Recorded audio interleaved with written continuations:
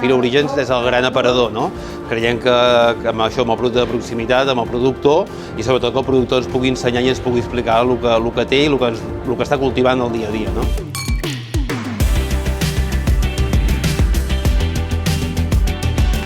Estem molt contents per haver rebut aquest premi i molt satisfets perquè el sector fa aquests concursos i tenim la possibilitat de poder donar a conèixer tot el nostre ofici, que és molt bonic.